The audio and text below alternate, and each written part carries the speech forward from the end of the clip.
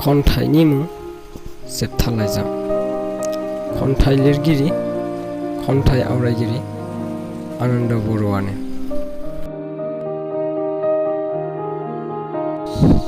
अन्नानै साबस्क्राइब खालामनानै लादो। अन्नानै लाइक कमेन्ट आरो शेयार खालामना हो। गोजोन्थों। खन्थाइनि मुं जोबथा लाइजाम।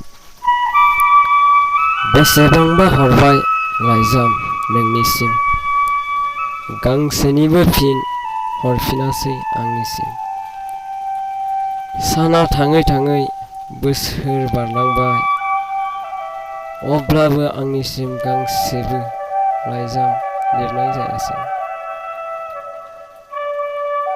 दा बुजिनो हायाखै आं नोंनि गोरबोनि खोथा।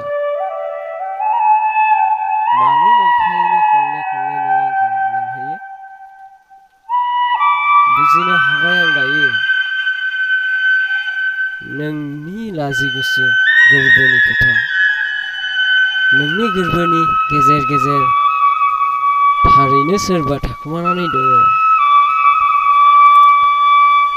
आं खालामा नोंखौ खायसो आरो फिन लाइजामनि रावजों